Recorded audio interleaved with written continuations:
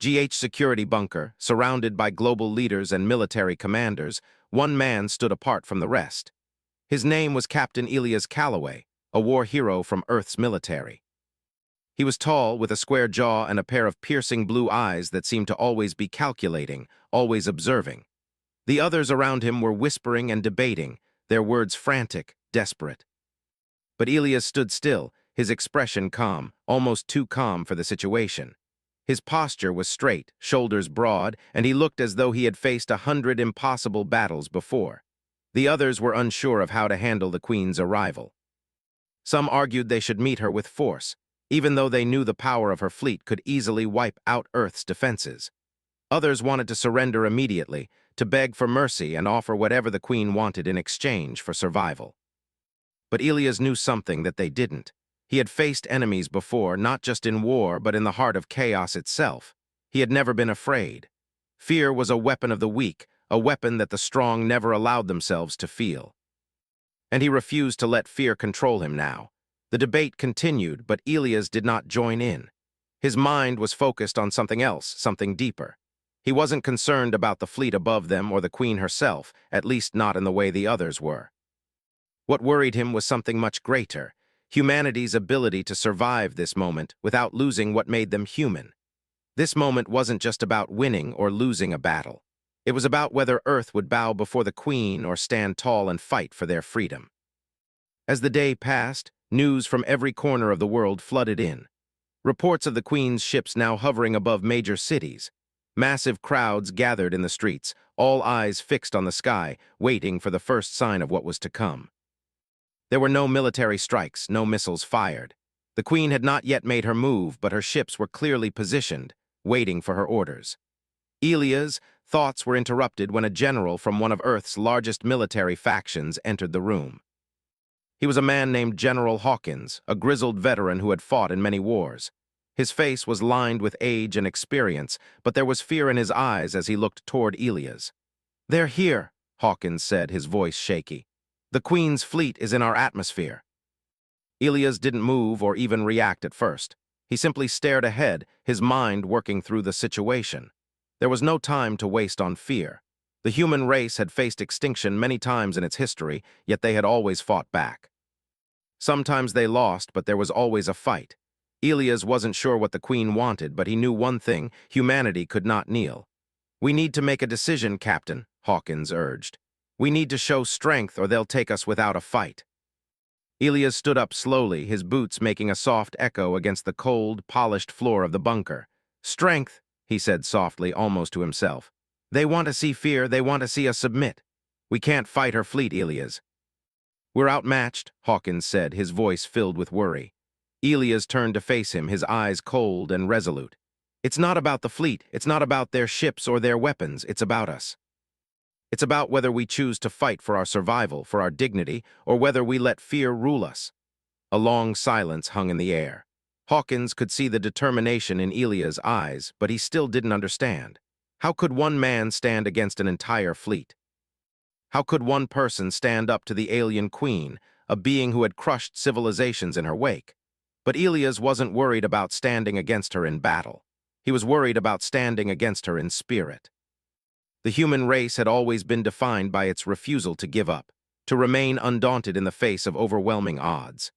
That spirit, the spirit that had propelled humanity to the stars, was something that no alien force could ever conquer. It was something that even the Queen, with all her power, could never fully understand.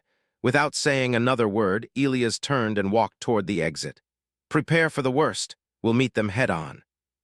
The room was filled with the sound of shuffling feet as Elias left, heading toward the surface where the Queen's fleet had landed. His resolve was unshaken, his mind focused. Whatever happened next, he knew one thing: humanity would not bend.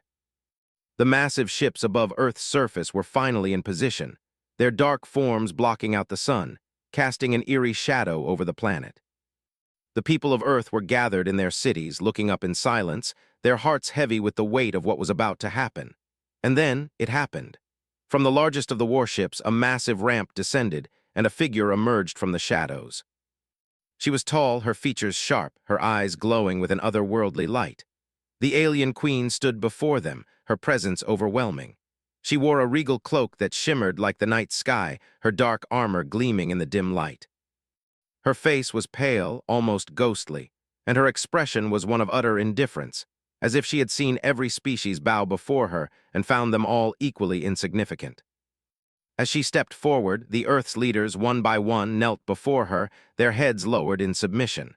They were the first to surrender, the first to accept their fate. The Queen's cold gaze swept across them as they bowed, but she was not interested in them. She was interested in the one human who dared to stand. Elias stood at the front, his chest puffed out with confidence, his gaze fixed firmly on the Queen. The crowd around him knelt in fear, but he remained unmoving. His posture was straight, his eyes unwavering. The Queen stopped in front of him, looking down at him with curiosity. For the first time, a flicker of something other than disdain passed through her eyes. "You," she said, her voice cold and commanding. "You dare to defy me?" Elias didn't flinch. "I don't defy you," he replied. "I refuse to kneel before anyone." The Queen stared at him, her gaze unwavering. She had conquered worlds and shattered civilizations, yet this one human stood before her without fear. She didn't know whether to be impressed or angered, but one thing was certain, she was intrigued. "I will break you," she said softly, her voice like ice. Elias smiled slightly. "I don't think you will." The Queen took a step closer, her massive form towering over him. For a moment there was a silence, as the tension in the air grew thicker. The Queen's eyes locked with Elias, and for a brief second she saw something she had never seen before in her thousands of years of conquest, defiance, but not just in the way she was used to. This was something different. It was a refusal not to be dominated but to be broken. It was a challenge, a declaration that no matter the odds, humanity would never surrender. The Queen's lips curled into a slight smirk. "We shall see," she whispered. And with that, the moment of truth arrived. What would the Queen do? What would Elias do? The entire fate of Earth rested on this one moment, this single encounter between a defiant human and a ruthless conqueror. The room was cold. The walls, made of dark, smooth metal, reflected the dim lighting that barely filled the space. In the center of it all stood Elias Calloway, his eyes locked onto the alien Queen, who sat on her throne high above him, observing him with an expression that was impossible to read. The air was thick with tension, the kind that hung heavy between two beings whose very existence was defined by their resolve. Elias could feel it, pressing down on him from all sides. He was surrounded by the Queen's guards, their glowing eyes fixed on him, their massive weapons held steady at their sides. The Queen did not speak at first. She simply watched Elias, studying him. Her expression was one of quiet amusement, a slight smile tugging at the corners of her lips. It was clear that she was intrigued by the human who refused to bow.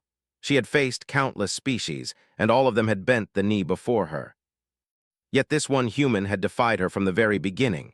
To her, it was a puzzle, something that needed to be solved. But at the same time, there was a touch of annoyance beneath her calm exterior. How could this fragile human stand before her, unbroken and unafraid? Finally, the silence was broken. "You think you can stand against me, human?" the Queen asked, her voice echoing through the chamber like the sound of distant thunder. Elias did not flinch. He kept his eyes on her, unwavering. He knew she expected him to be afraid, to fear her power, but fear was a weakness and he refused to show it. "I don't think," he said, his voice calm. I know that humanity will never bow to anyone, not to you, not to anyone." The Queen's gaze grew sharper as if she were scrutinizing him, searching for any sign of weakness. But Elias gave her nothing. His resolve remained firm. For a brief moment, she considered simply destroying him. She had the power. With a thought, she could crush him like a bug beneath her heel. But something stopped her. A thought, a strange curiosity. She had never encountered anyone like him, and for some reason that unsettled her. Instead of immediate punishment, the Queen leaned forward slightly, her glowing eyes narrowing. "Very well," she said. "You will be tested, human. I will see if you are truly as strong as you claim." Elias stood tall, never once breaking his stance. He wasn't sure what kind of test she meant, but he was ready. He knew that humanity's strength lay not in physical might alone, but in their will, their intelligence, and their ability to adapt. And he was more than ready to show that. The Queen motioned to one of her commanders, who stepped forward, holding a small device in his hand. He pressed a button, and the chamber suddenly shifted. The walls seemed to fade away, and a new environment materialized around them. It was a vast arena, surrounded by towering walls made of strange, alien material. The floor was covered in a smooth, metallic surface, and strange lights illuminated the space from above. The atmosphere was thick with an unknown energy, and Elias could feel his senses heighten as the air seemed to hum with power. "Your first trial begins now," the Queen's voice echoed through the arena. "Survive this, and I may just consider your defiance worth something. Fail, and you will be crushed beneath my heel." Elias glanced around, his mind already working. The Queen wasn't going to make this easy. He had expected that. The trials were likely meant to test his endurance, his wit, and his ability to face impossible odds. He had no illusions about the difficulty ahead, but he also knew one thing for sure. He would never quit. He would never surrender. The first test came quickly. From the far side of the arena, a massive creature appeared. It was unlike anything Elias had ever seen before. Its body was a grotesque mix of alien features, with multiple limbs, sharp claws, and glowing eyes that burned with hunger. It snarled as it approached him, its steps causing the ground to tremble beneath his feet. Elias didn't hesitate. He reached for his weapon, a sleek energy rifle that had been handed to him before entering the arena. He fired a single shot, but the creature was fast. It dodged, moving with terrifying speed. Elias quickly assessed the situation. The creature was strong, but its movements were predictable. It relied on brute force, and its strength was impressive, but it lacked intelligence. That was where he could find his advantage. He ducked beneath the creature's massive claws, his training kicking in. He rolled to the side and fired again, this time aiming for its exposed underbelly. The shot connected, but the creature was far from defeated. It let out an ear-piercing roar and charged at him, determined to tear him apart. Elias could feel the adrenaline surging through his veins. He had to think quickly. He couldn't win this fight with just raw power. He needed strategy. As the creature lunged at him, Elias sprinted toward a pile of debris in the corner of the arena. He grabbed a piece of metal, using it as a shield. The creature's claws scraped against it, but it wasn't enough to stop it. Elias jumped out of the way just in time, the creature crashing into the debris instead. He quickly reached for his rifle again, taking careful aim. The creature was disoriented, giving him the opening he needed. With one well-placed shot, he hit the creature's core and it collapsed to the ground, lifeless. The arena fell silent for a moment. Then the Queen's voice echoed again. "Impressive human," she said.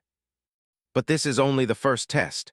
Elias didn't let himself relax. He knew there would be more, and sure enough, the ground beneath him rumbled as the next trial began. This time it wasn't a creature. Instead, it was a series of moving obstacles, deadly spikes, energy fields, and traps that seemed to appear out of nowhere. Elias had to move quickly, dodging, jumping, and finding ways to outsmart the dangerous environment around him. Every step was a challenge, and every moment could be his last. But he didn't falter. He moved with the grace and precision of a seasoned soldier, his eyes constantly scanning for danger. He leapt over a pit of spikes, rolled beneath a low-hanging energy field, and ducked just in time to avoid a blast from an unseen cannon. Each challenge seemed to get harder, but Elias never slowed down. He was determined to prove that humanity could not only survive in this alien world, but thrive in it. Finally, after what seemed like hours, the last obstacle appeared, a massive wall that seemed impossible to scale. It was smooth, featureless, and towering far above him. But Elias wasn't done yet. He studied the wall, looking for a weakness. He found it, a small gap near the base, just big enough for him to slip through. He crawled through the opening, his body scraped by the rough surface, but he didn't care. He was so close now. The wall was the final hurdle, and once he passed it, he would have completed the trial. As he made it to the other side, the arena shifted again, returning to the cold metal chamber where the Queen sat. Elias stood tall, his breathing heavy but controlled. He had passed the tests, not just physically but mentally. He had proven that humanity was capable of surviving, even in the most impossible circumstances. The Queen was silent for a moment, her eyes studying him carefully. "You have shown strength, human," she said, her voice tinged with respect, though she would never admit it aloud. "But strength is not enough. You will face a final test, one that will truly show if you are worthy of your defiance." Elias nodded, ready for whatever came next. He had faced the challenges of the arena and he had survived. But he knew the hardest test was yet to come. This wasn't just about surviving. It was about showing the Queen that humanity was more than just a species to be conquered. It was a species that could stand tall and fight back, no matter the odds. And he would prove that to her, even if it cost him everything. Elias stood in the cold, metallic chamber, his muscles aching and his body covered in bruises from the brutal trials. His chest heaved as he took deep breaths, every inch of his being alert and ready. The queen had kept her word. He had faced every trial she had thrown at him, and now, standing before her once again, he knew the final test was about to begin. The tension in the room was thick, almost suffocating. It was the calm before the storm. The alien queen sat on her throne, her sharp eyes watching him carefully. Her expression was unreadable, a perfect mask of control. She had expected to break him, to make him fear her, but Elias had proven that fear was not something she could use against him. He had endured every test, whether physical, mental, or emotional. He had faced creatures designed to tear him apart and obstacles meant to crush him. Yet here he was, standing tall and unbroken. For a brief moment, the queen allowed herself to show a hint of respect. But only a hint. She was the ruler of countless worlds. She had crushed empires and decimated civilizations with a thought. The fact that one human, one single being, had managed to survive her trials without bending, without breaking, was a concept that even she struggled to fully comprehend. The question of whether humanity could truly stand against her lingered in her mind. But she was the queen, she would not be easily defeated. Her voice broke the silence. "You have done well, human," she said, her tone as cold as ever. "You have proven yourself in every trial, but now comes the real test." Elias stood straight, his resolve unwavering. "I've survived your trials, queen. I'll survive this one too." The queen's eyes narrowed. "We shall see," she said. "Your final trial is simple, yet it will determine if your defiance is truly worthy of admiration or if it is simply foolish pride. You will face me, not with weapons or tactics, but with your mind. You will prove to me that humanity has the intelligence and the heart to stand against me." The queen stood from her throne, her presence overwhelming as she descended the steps, her movements graceful but filled with authority. Elias didn't flinch. This was not the time for hesitation. This was the moment he had been preparing for. The trials had been difficult, but this was different. This was no longer about surviving the challenges set before him. This was about showing the queen and the universe what humanity was truly capable of. "Your test is this," the queen continued. "You will face a moral dilemma, one that will test your very soul. A decision that will determine if you are worthy of standing against me. You will have to choose between saving your own life or saving the life of others. If you make the right choice, I will respect your defiance. If you fail, you will die here and Earth will be no more." The air in the chamber seemed to grow even colder.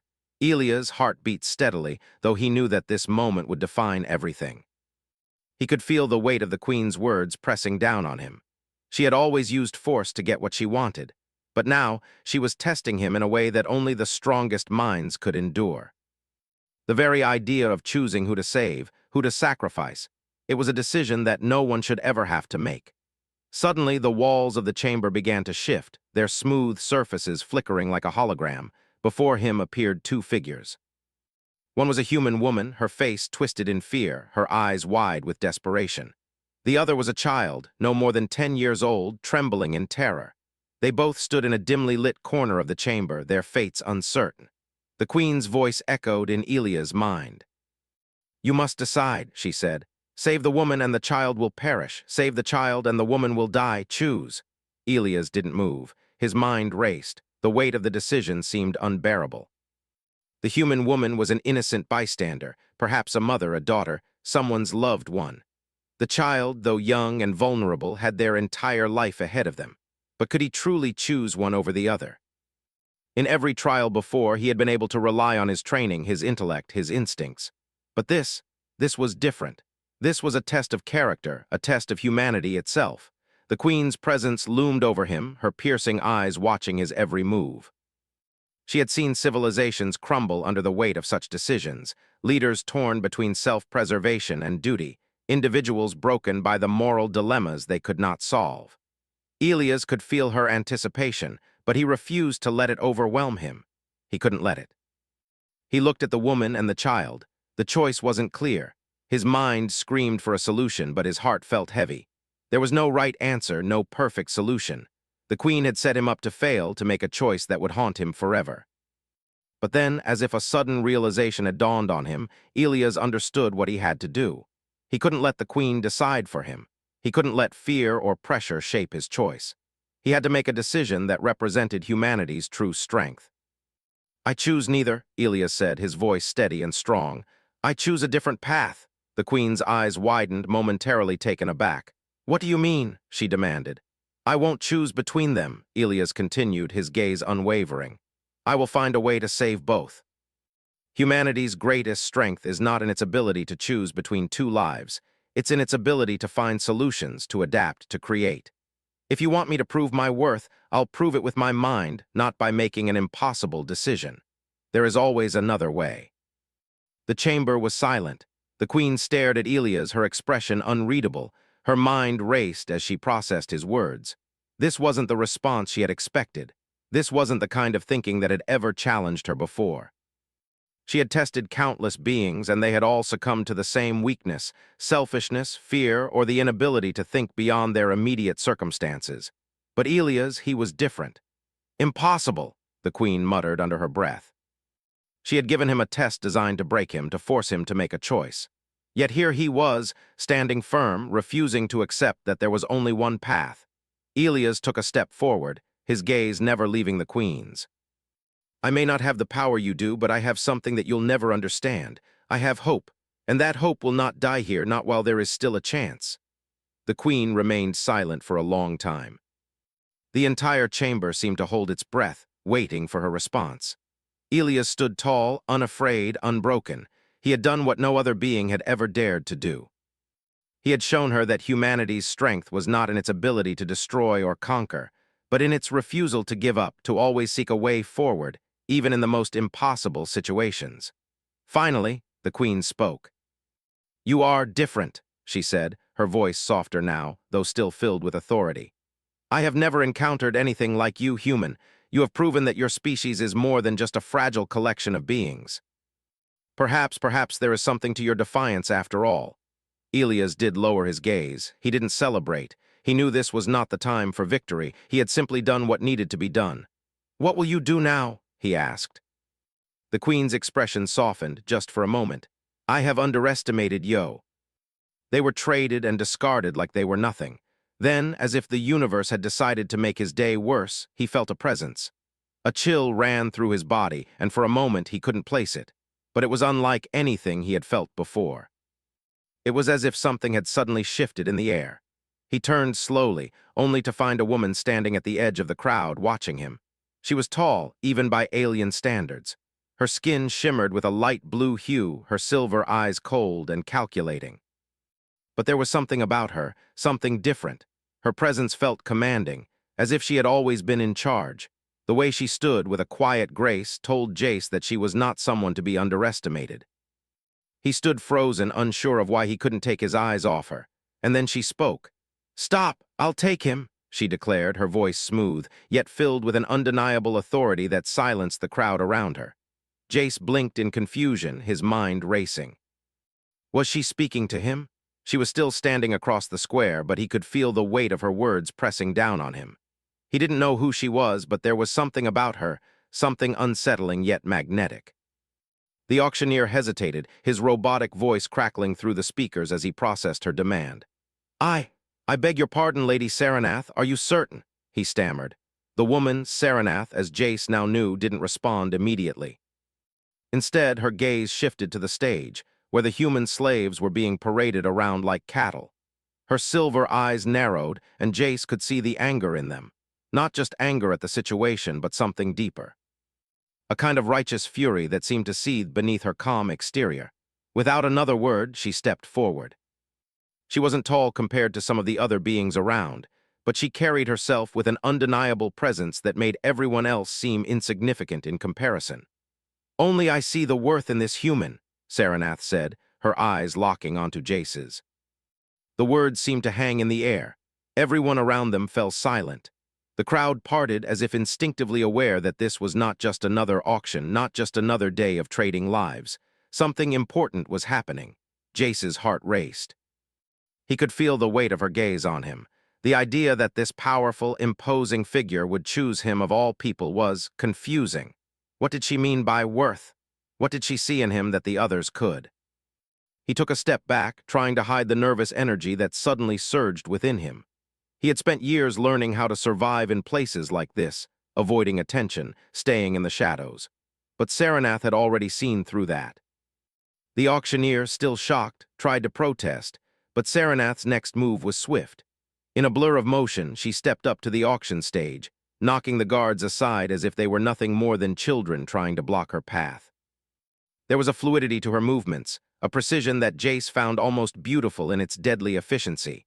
She wasn't just a leader, she was a warrior in her own right. "Don't waste my time," Saranath said, her voice soft but filled with an unmistakable power. The guards around the stage didn't even stand a chance. They didn't understand who they were dealing with, and it cost them. Jace watched as they crumpled to the ground, one after another.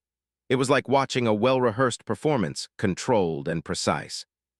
Saranath didn't even break a sweat. She simply moved with the grace of someone who had seen battles and won every single one. As the last of the guards fell, Saranath turned to Jace. Her silver eyes met his once again, and for a brief moment the world around him seemed to fade away. The crowd was watching. The entire marketplace was holding its breath, waiting for something, but Jace had no idea what was about to happen next. "Come," Saranath said simply. She didn't raise her voice, but it was clear. Jace had no choice. He had been marked. The people around them still seemed frozen. Some whispered among themselves, but no one dared to approach. Saranath had made her choice, and no one would question it. Not here, not today. Jace hesitated for a moment, his body tense, but something inside him urged him forward. For the first time in years, he felt a flicker of hope. Something deep within told him that this wasn't just another cruel twist of fate. No, this was different. This was something that could change everything. Saranath's hand extended toward him, and without thinking, Jace took it. The world seemed to shift. And for the first time in his life, Jace felt that perhaps, just maybe, he was worth more than he had ever been told. Jace stood in the alien ship's sleek, shiny corridor, his eyes wide with disbelief. The ship's smooth, reflective surfaces were unlike anything he had ever seen, and the atmosphere felt so calm yet filled with an unsettling sense of power. He had been on spacecrafts before, but nothing like this. Every step he took seemed to echo louder than the last, and the quiet hum of the ship made him feel like he was in a dream. Saranath led the way, walking with such confidence that Jace felt as if he were following a queen through her kingdom. Her silver eyes never left the path ahead, and her movements were so graceful that they seemed almost effortless. Despite the many dangers and the fight that had taken place just moments before, she seemed unbothered, as if nothing could disturb her. He couldn't shake the feeling that he didn't belong here. He wasn't a hero or a warrior.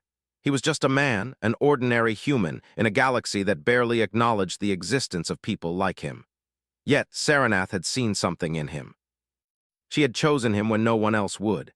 As they walked deeper into the ship, the walls began to shift. The metallic surfaces gave way to translucent panels, displaying star systems and planets that Jace had never even heard of. It was like the walls were alive, reacting to something, showing glimpses of the galaxy far beyond Earth's reach. "This is my ship," Saranath said, breaking the silence. Her voice was calm and clear, but there was a weight to it. "It is called the Ardent Star. It was built for a singular purpose, and that purpose is now yours as well." Jace's head snapped toward her, his heart skipping a beat. "Mine, what do you mean?" She didn't look at him. Her focus remained straight ahead as she walked. "You are important, Jace. You may not understand it yet, but you will." Jace opened his mouth to respond, but he couldn't find the words. He was still processing everything, from the auction to the strange woman who had bought him, to the fact that he was now aboard a starship in the middle of space. Nothing made sense. They reached a large room, and Saranath gestured for him to enter.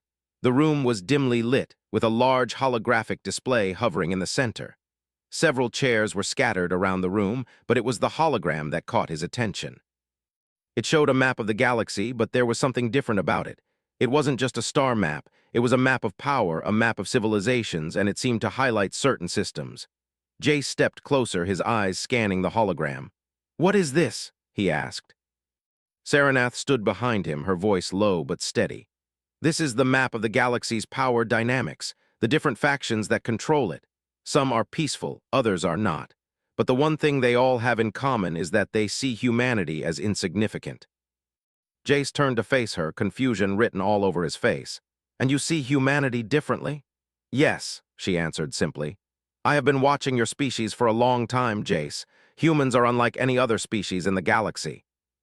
You are unpredictable, resourceful, and above all, you adapt. The others, they stagnate, they've stopped evolving, but not you, not humanity." Jace didn't know what to say. He had heard stories, of course, stories of humanity's rise and fall, of wars and battles, of greatness and failure.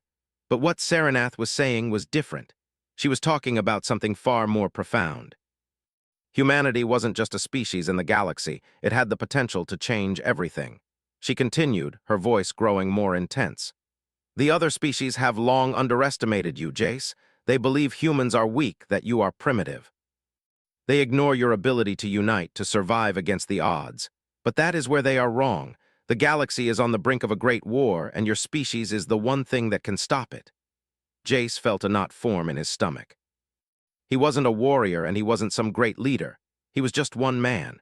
He glanced back at the hologram, feeling the weight of Saranath's words. There were so many systems, so many factions, and he had no idea how he could make a difference.